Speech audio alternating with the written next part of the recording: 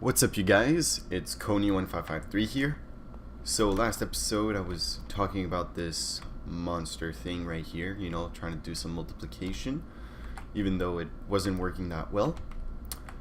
And this episode we're going to talk about a way of making this not an issue anymore.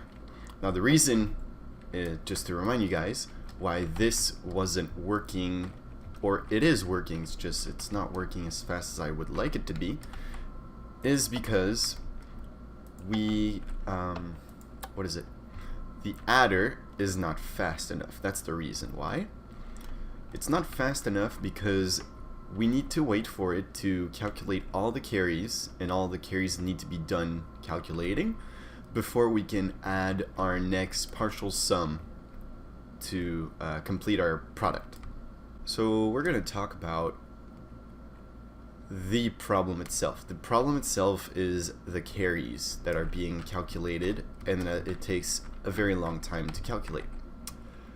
Basically, when we do our addition, we create carries. So when we create them, we're gonna say that we're generating them. What I mean is, let's say we have, first off, let's say we have our first bit, we want to generate a carry. We would do 1 plus 1, and the answer, of course, the carry's in. Okay, so the answer is a 0, and we have our carry that's been generated carrying over to the next bit. So this is a way of having a carry that is generated.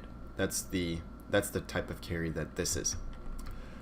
Another type of carry is propagation, or propagating the carry. So in this case, what would happen, first off, let me just make everything off over here.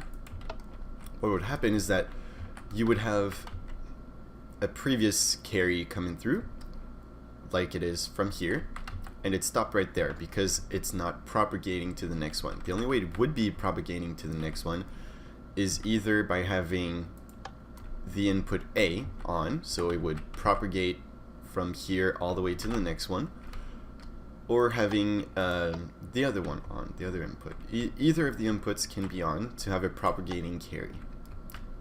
And if both are on, we still have a propagating carry.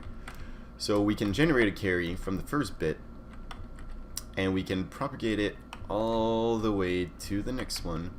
Of course, we have a generated carry here. Let's just not have, so we can have a carry here and propagate it all the way to this bit just by generating that carry right there, and it propagates all the way here.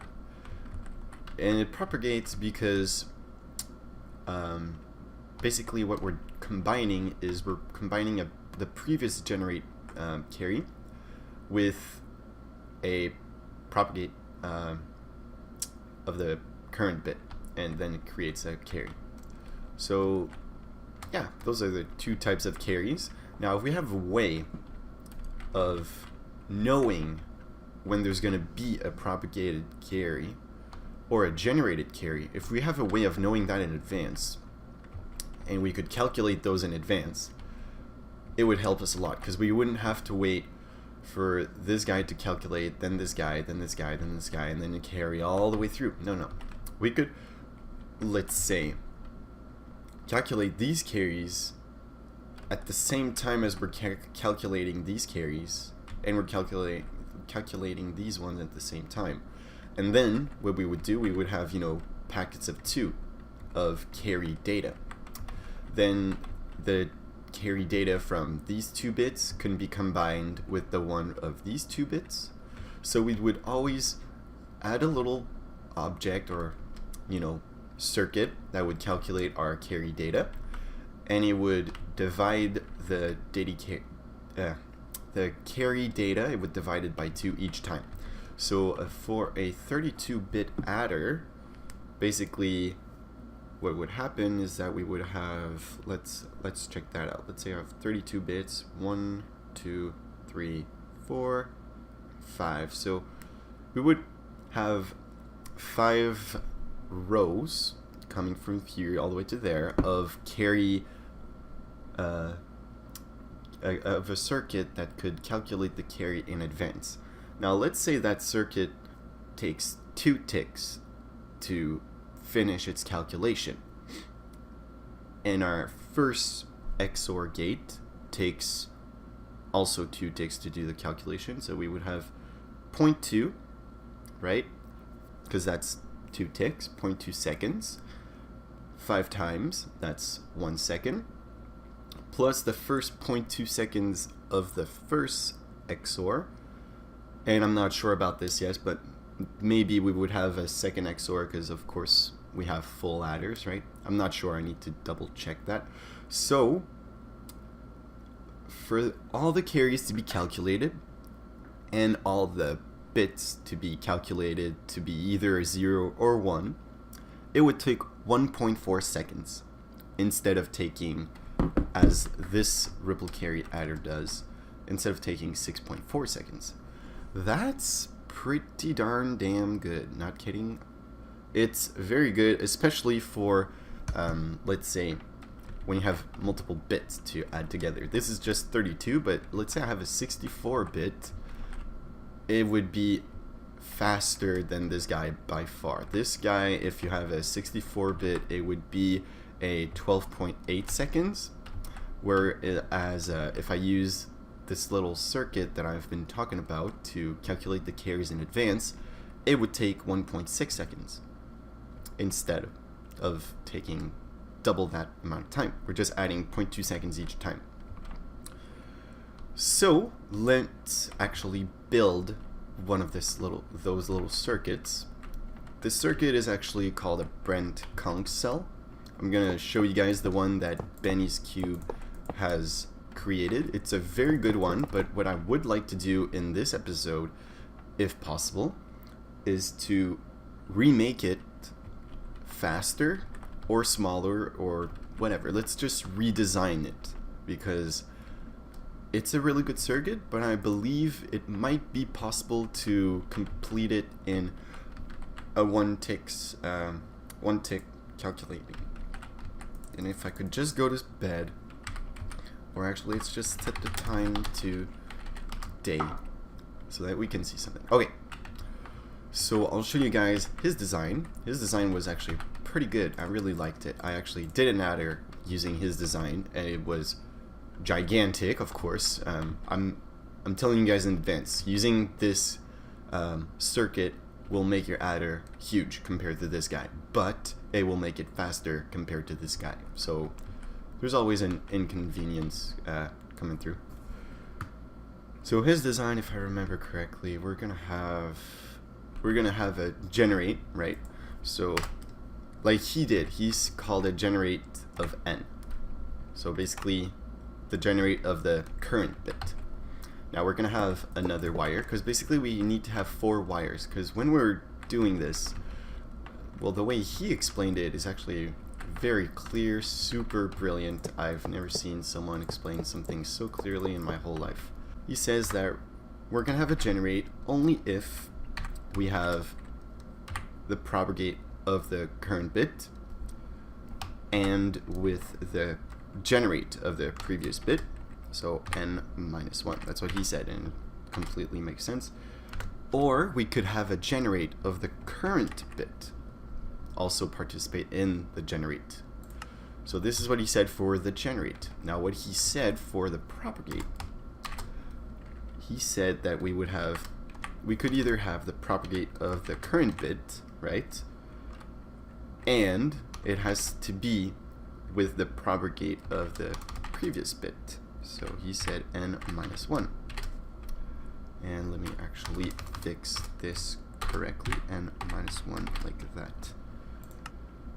So that's what the propagate would be after it's done calculating with the previous propagate, and that's what the generate would be. It would either be the propagate of the current bit and with the generate of the previous bit, or just the generate of the current bit. So what I mean by this is that for the generate, we could have either a generate being created, so a generate would be just like that, and our carry would be this little wire right here. So let's actually do this more in a visual way. like so. Alright, so we just generated a carry, or what could happen, so that's a g of n, we could have a propagate with g of n coming through. So we could have, let's say, a propagate, and then you would have a generate coming from here all the way to this guy right here, because we are like, this would be a carry in, basically. That's what it would be coming through, and then it would also create, well, it would just create another generate. That's the generate formula. In the propagate, like I said before, you would have a propagate coming through this one and with the propagate of the current one. So it's again just like the first one, sort of. So anyways, that's what we're gonna have to do. So let's say I have my generate, you know, coming through, then we're just gonna have a generate. Sweet. Now the second wire, let's do something a little bit different. What we're gonna do is we're gonna have the generate of the previous bit, because that's in one of our formulas, and we're gonna have also somewhere in there we're gonna have the propagate of the current bit and the propagate also of the bit before it. So we're gonna have the propagate of n, and we're gonna have the propagate of n minus 1, just like that. And actually, let's put a capital P, n minus 1, and let's actually put a parentheses. Here we go. Now let's say I do have a generate being generated. There we go. Now for the next one, that's basically this bit right here, or this data right there. Now we're gonna need to AND the propagate of n with the generate of n minus 1. So the way he did that was pretty simple. It's actually good, but I'm just making the whole circuit. Then we're gonna modify it very strongly to make it faster, because I believe there's a faster way of doing this. There has to be. There's always usually, well, not always, just usually a faster way of doing stuff. So now we've AND this. Now we need to, like the sign says, we need to OR these together, because we could have either a generate from this or from that. So we just connect the wires together. Pretty simple. Let's just do it like that. Cool. Now for the propagate, we have propagate of n with the propagate of n minus 1. So propagate of n is here, and propagate of n minus 1 is there. So we already have an inverted version here. Now let's just have a inverted version right here for this guy, and this is basically their n together. Now let's just have a little wire coming out of it, and that's about it. So this is our generate, and this is our propagate. Pretty sweet.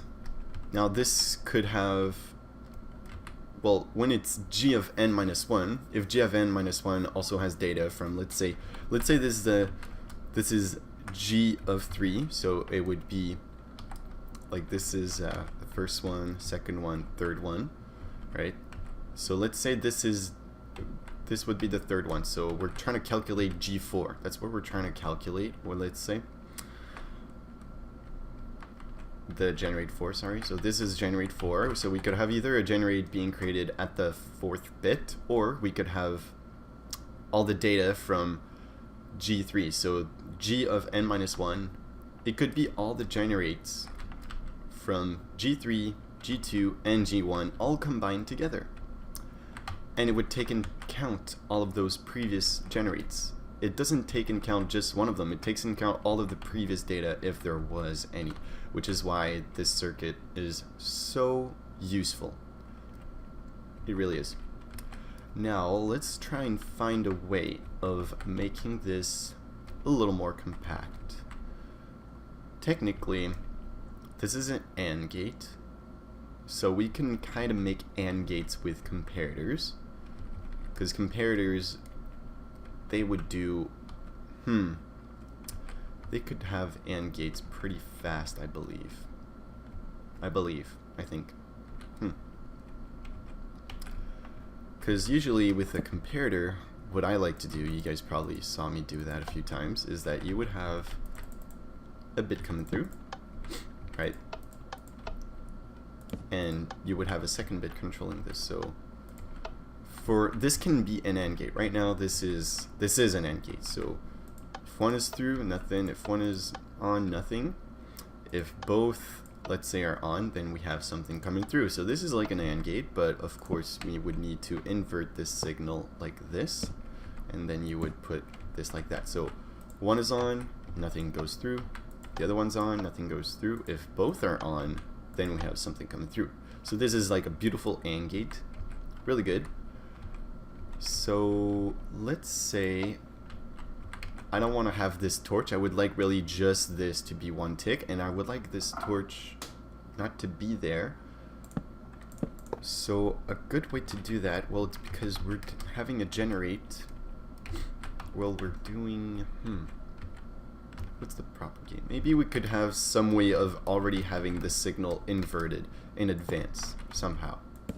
Let's try and think this. Let's try and believe we actually have it inverted somehow.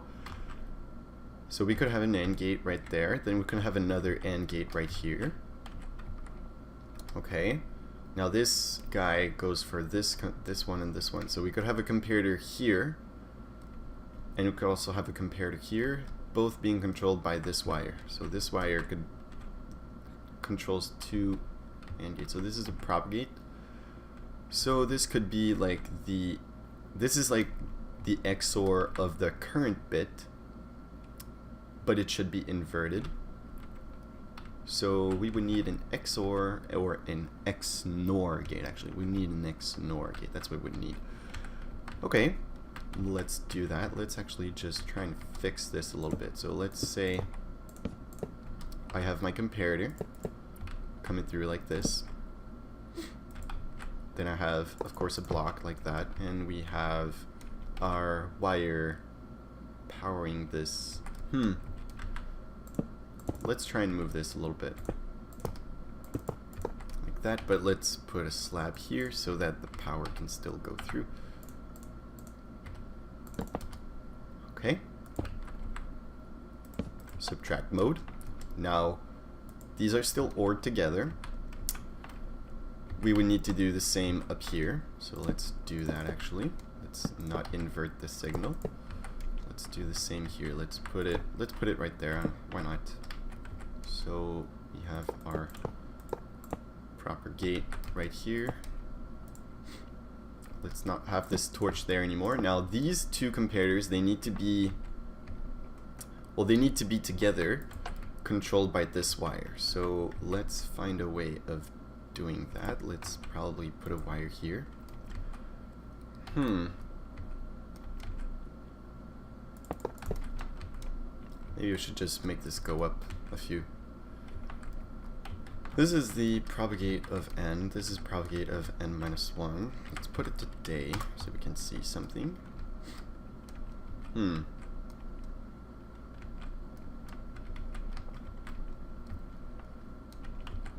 Let's just put the comparator probably a lot closer.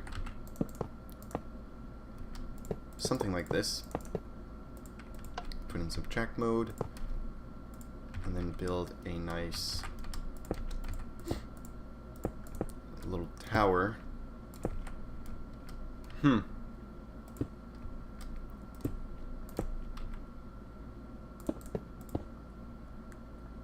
Like this. This works. And we would need, well, this wire needs to be inverted no matter what. It's going to be somehow. And we need to bring this guy like this. So right now this is propagate of n. And this is generate. This is the generate. This is the propagate itself. Let's reduce this in a way. Let's put the P of n. We'll just P because it's the new propagate. This is the new generate. Okay, I think this works. So let's test it out. Let's do that. So let's say we have I just need to make sure that the signal doesn't go through. Oh, this is bad. Put the levers not correctly. Well, that one didn't matter, but you know. Okay, so now let's say I have a propagate coming through. Nothing happens. Sweet. If I, well, a previous propagate. Now, if I have the previous propagate coming through with the current one, we should have a new propagate created. Great. Let's say we also have just a generate coming through. We're good.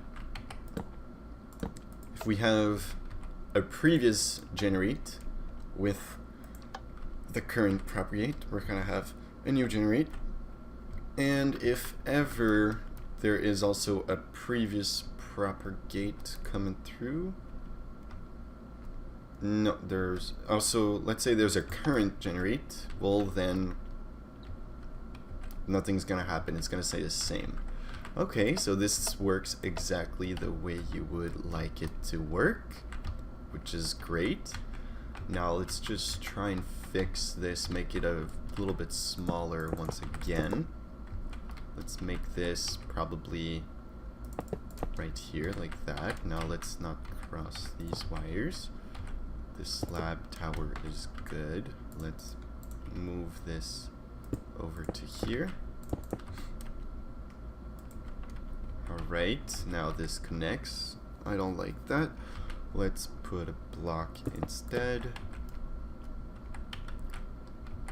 Let's put a block here for this guy too, so we don't need the block here. Alright. I think this works. This is pretty small actually. Okay. Well, I think this could maybe work. I'll test it out. If it doesn't work, I'll remake the model. But in real terms, what should happen is that we should have our what is it? We should this propagate of n right here. This lever right here. It needs to be inverted right over here. And that's about it. It doesn't need anything else. So this can just, well, this is going to be an XOR. The propagate of n is going to be an XOR because that's the, either it's on or it's off, right? Because either you're doing 1 plus 0, so it'd be on, or you're doing 0 plus 1, so it'd still be on, or you're doing 1 plus 1, so it'd be off, right? Other than that, the only reason I want a torch is because I want an XNOR. So if I find an XNOR gate that's as fast as this one, so like a 2-tick XNOR gate, I'm just going to use that. And this technically is the circuit. Technically the circuit is just this from all this here. Pretty small.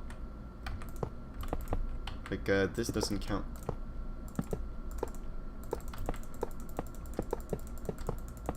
This doesn't count at all.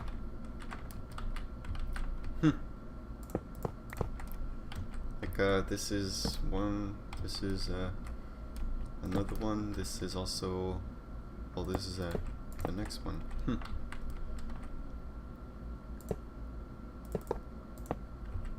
Let's put the torch here and let's put the lever like that so that we know. And let's put this guy back like this. Okay, this is good. I like this. It's really small. Really, really small. I'm just trying to make it look nice because, you know, I have OCD like that. Okay. Oh god. Clear the selection.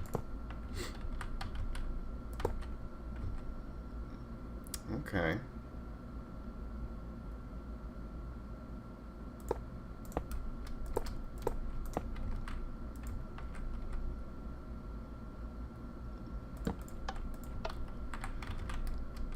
The only thing is, this is in subtract mode, so I probably need to find a way to get the current be a 15 right here and also be a 15 right there. So that's probably the next small issue that I'm going to encounter, but it's not a big deal. So I'm going to stop the video right here. I'm going to thank you guys for watching, and hope you guys enjoyed. I'll see you guys in the next one. Take care. Bye bye.